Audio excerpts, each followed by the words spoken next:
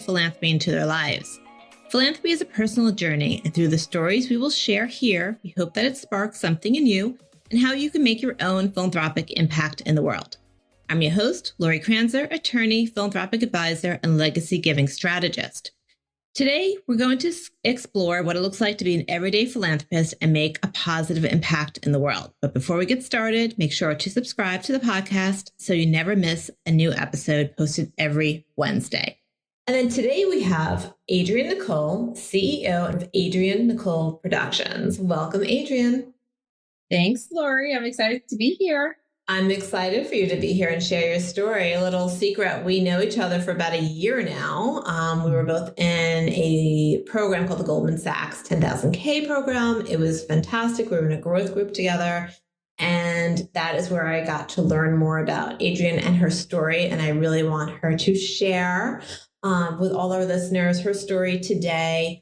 And provide her philanthropic journey so everyone can get inspired by what Adrienne has gone through. So Adrienne, why don't you tell us a little bit more about you? Of course. Thanks, Lori. So I am, again, Adrienne Nicole. I am CEO of Adrienne Nicole Productions.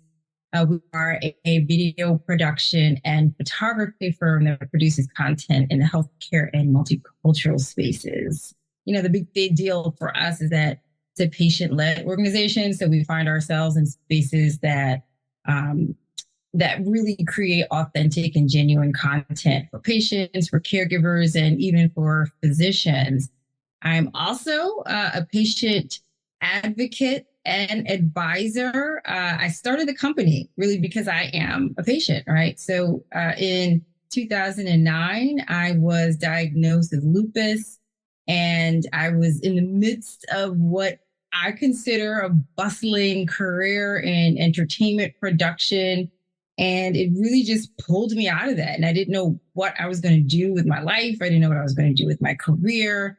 And so I started this company so I can manage my time. I can manage my health. I can go to my doctor's appointments. And I can still be creative and do all of these things and work. And it so far has been working out for 13 years.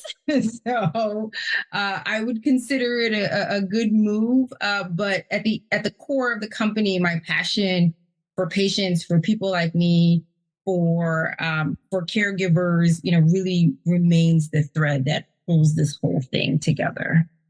Yeah, no, it's so interesting because many people, when we work with them about their philanthropic journey, it's first identifying the issue areas that they care about. And most times it's something that happened in their life or their loved ones or their community, something, an experience that's very real to them. And you obviously had that experience that was very real to you, and you applied it to your professional life as well. You really have blended both philanthropy and your professional life together with that issue area. You can talk a little bit more about that? Yeah, for sure. So in my patient advocacy world, I'll go and speak on behalf of patients, share what I'm hearing in the community, just kind of being a voice, being an ambassador of sorts for those with lupus, for those with chronic disease, and even sometimes for caregivers from a patient perspective. So that can look like having a chat and a live on social media and just creating community and giving everyone space and time to just share their experiences and validating them. Having other patients oh my gosh, I go through the same things too. Or, oh my goodness, your friends were upset with you too when you canceled at the last minute because you were tired and no one else understood that, but I understand that, so that that advocacy can look like that. That advocacy can also look like me going down to the Hill, and lobbying and speaking to our Congress people to help get legislation passed for research with the NIH and with other organizations, and even actually the Department of Defense. And I don't think people realize that that's a huge funder of health research, scientific research in terms of health conditions, because they have an entire group of people in the military where they need to take care of. And that research really helps them out and applies to them. And then it can also just look like people calling, right? Like, so I'm very open about my story, about my experiences, about the physical challenges that I've had early on, and how I've sort of overcome a lot of that.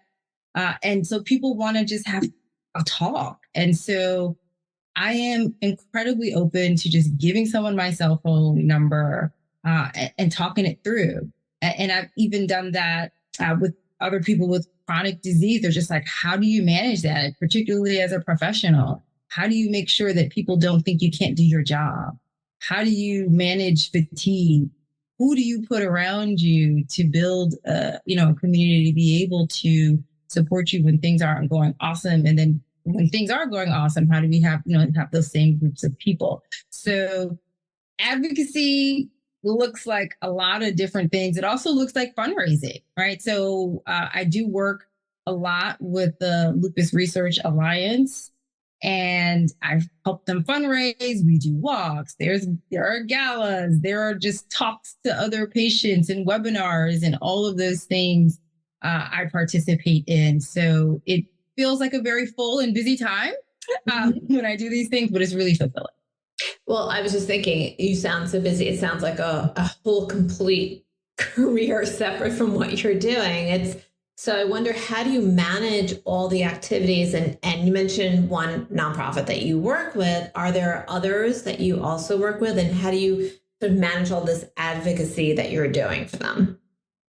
Yeah, so I do work with some other nonprofits if they'll ask. I mean, LRA, Lupus Research Alliance, is definitely sort of the main organization that I do work with.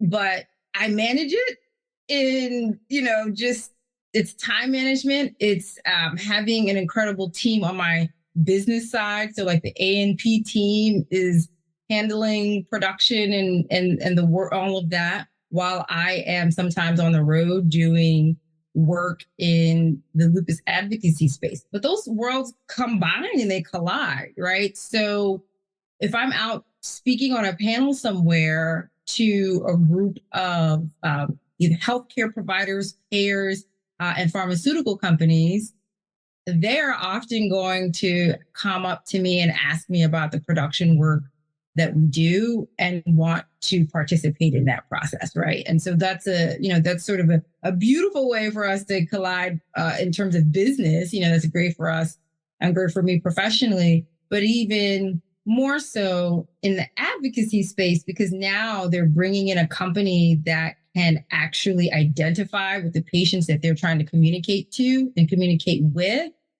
and bring it in bringing us in creates a space for them to actually have real conversations and not really talking at patients, but speaking with and having conversations with them and allowing patients to share their real stories as opposed to crafting something that they think, that the marketing department thinks would work. Right, definitely. So, so it still seems like there's a lot that you're doing. But just taking the advocacy, sort of the concept out, I'm sort of curious because how did you get started in advocacy? And not even just with lupus, but even before that, because it's likely that you had this capacity to do this type of work in other areas as well. I'm sort of curious if you see that anywhere else. Yeah, so I think philanthropy started for me pretty, I think my first memory might be, oh no, it was really high school. So, I was always into volunteerism, and it wasn't as organized as it is now, but I would, help with a one-off project here or there. Then in college, it was the same thing. And it was mostly around, I would say, like food insecurity, just because I think that's just a subject matter that we're all very familiar with. It's very much on television, as was like the first thing you do, right? Mm-hmm. Then my father was diagnosed actually with MS. And so that opened me up to a whole new world there. And so then I was like volunteering in high school at the MS Society. I was doing the walks. I was, pushing papers for the organization and really, and actually meeting other patients. And it just really made a strong connection with me and people who are going through something, right? And then I ended up going through my own thing. Mm-hmm. So it just kind of brought that, even closer. I've always enjoyed helping, and being a voice in any way that I can, or helping to craft something or to write something, to communicate something. I've been doing that definitely since high school. I was like yearbook editor and everything inside high school. So it did start sort of on the earlier side, and now it's just a part of life. Yeah, well, I can see that most definitely. I'm just curious. So I think you had seemed like a seamless connection between what you're interested in supporting your experience and working with, in advocacy in that area in lupus. And I wonder, for those that are listening that also are connected to a certain issue area or something that they really they want to support further and not really sure how to do that, how would you suggest that they can go about maybe doing something similar to what you're doing? I mean, I started just honestly with looking up the foundation, just this straight up Google, right? Just, I mean, my initial volunteer work was before Google was a thing and everyone had everyone had a computer at home. But so I initially started going to an office and, at school and finding out what organizations existed that I could help with. But if it's lupus, when I was diagnosed, I literally just went and looked up lupus support group, lupus nonprofit. And in the United States, there really were about 3 significant organizations. And 2 of them have condensed into one. So, which is now the Lupus Research Line. So the good old internet, right, is I think one of the best ways to find a way to volunteer, to contribute whatever you'd like to do. And then also just checking out the community, what community-based organizations, really exist in that space, right? And I think that you're going to have to end up going to the internet to find them too. Anyway, but if you're finding something regional, something nice and local, CBOs are often, the best way to go. Yeah, we always talk about people in this space or interested in getting in this space are happy to talk with others about getting involved. And so it's organizations don't only need funding, they need people. And that's such an important part of it. The advocacy, we don't want to talk that much about advocacy. We talk a lot about the volunteering in the programs, but the advocacy is so much more, even when you mentioned going to the Hill. And a lot of people don't think about that. And I think that's a great way for people to get involved that, maybe have those types of skills or that mindset to do that type of work. Well, I think even going to speak on the Hill and talk to a legislator can seem really overwhelming and really daunting. So I don't want people to think they have to be super skilled to do that, because every organization does that. And then they give you training, right? So they'll take you they'll bring you to DC. And for, one particular organization, they gave us 2 days of training. They give you a script, they tell you sort of what points to hit. And obviously, once you walk into the doors, you make that thing your own. But there are very specific asks, because there is usually specific legislation on the table, right? That they need to see that there is significant support for. And in those instances, even if I'm affiliated predominantly with one lupus organization, all of them are going to come together on this one day, do the training, and then release us into, our local legislator's office. And you're going to be connecting with someone who is your legislator. I live in Brooklyn in New York. They're not sending me to speak to a legislator who represents a city, who represents LA. I'm going to mine, and, speaking with that person, and really getting to know that person is really helpful in future conversations, and going to something locally and seeing them and saying, hey, remember we met in DC at this time, and And I think it's a wonderful thing to realize in the United States how accessible the people who make decisions for us are. And it's like, it's mind blowing that we can make an appointment and walk into the Capitol and talk to my legislator and tell them what I think, Absolutely. what I'm interested in. It's incredible. And people don't realize that. And when I say, they work for you. They want to hear from you. That's part of their job. So go, schedule an appointment because it's really important. So, and you may not be meeting the top person, but you're meeting someone on that staff that will bring that content to that top person because that's part of their job.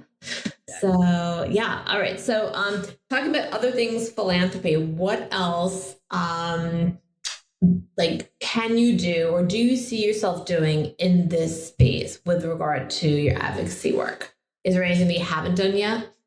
Yeah. So, I'll say I just started really advocating for diversity in clinical trials. It's a huge area of disparity in healthcare, in science.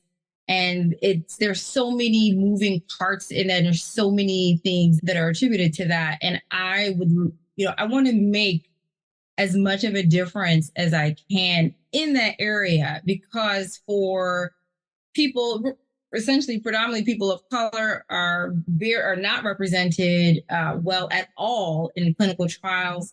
We need to be, in order to find therapeutics, treatments, et cetera, that are going to be effective.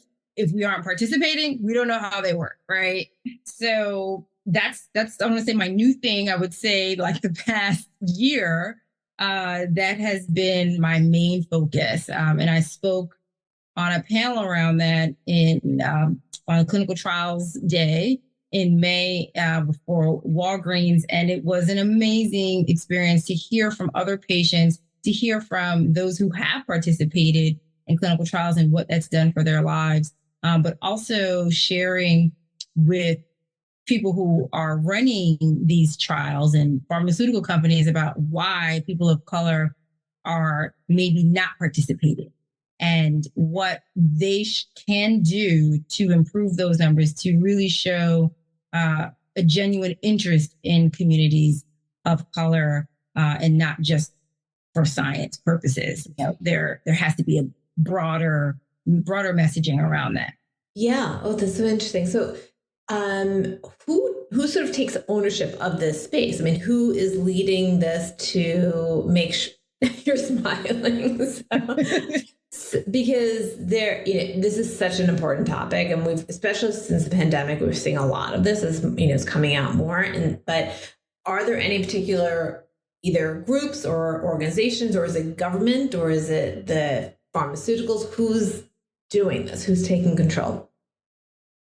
That's sort of the challenge, right? It's is there one entity that can kind of just control this thing? And it's challenging, right? Because pharmaceutical companies are private companies, right? And the government has released recent requirements on inclusion and representation in clinical trials for them to pass for FDA approval. So that is one incredible achievement that has been placed in that has actually come down in the process. But then someone has to track and monitor that, and the government may not have the capacity, or I don't want to speak out of turn. I don't know exactly what the guidelines are and how they're going to track that information. But there is a lot of talk about companies coming together to do that. But at this point, it's a conversation, and it can be tricky, right? Because now you're working with your competitors on solving a problem. But I think that they're kind of getting around that, because no one wins if we don't work together. Right. Right. So I think that the doors have opened a bit, but I think we still have a little ways to go before that. But there isn't one sort of prevailing agency that's making sure that clinical trials are hitting our diversity. Well, hopefully soon, as this all comes together, that's something that come out from that. Yeah, I think we're we're getting there. We're in the right direction. Great. Okay. Well, this is a perfect time to ask you, Adrienne, what do you consider your legacy to be? Wow, that's a huge question. Well, what I think I would hope my legacy is that my lifestyle, the information that I share, the example that I present encourages other people who have chronic disease or either physical challenges or whatever that looks like in your health, that like diagnosis isn't your destiny, that things can improve, that you can change your life, that you can still live an incredibly fulfilling life and manage any sort of health condition. And so I just want to be an encourager. I hope that my legacy is just encouraging and motivates people to take ownership of their own health and lives. That's great. Thank you. Thank you for sharing. So for those that are listening that are interested in learning more about you and the causes that you're interested in and you are advocating for, where can they find you? All right. So I have a few places. For advocacy, the Loopy Fam, which is TheLupiefam, that is on Instagram. For the Lupus Research Alliance, they are lupusresearch.org. And then also for the company, for Adrienne Nicole Productions, it's produced by ANP.com, and it's the same on all socials. So hope to see you there.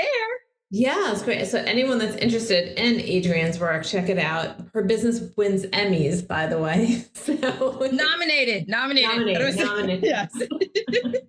Well, I see some behind you. So what are those? They are Telly's and Telly Awards and a communicator. Yep. Telly Awards. Okay. So Adrienne is an award-winning producer. So definitely get in touch with her about any of your productions that you may need.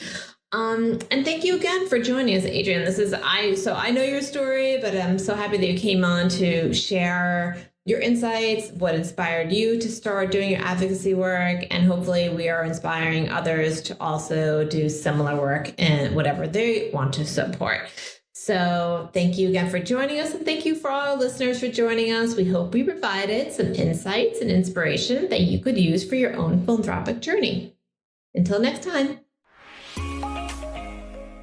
Thank you for joining us. I hope we provided some insights and inspiration that you can use for your own philanthropic journey. You can tune in every week on Wednesdays when new episodes are dropped.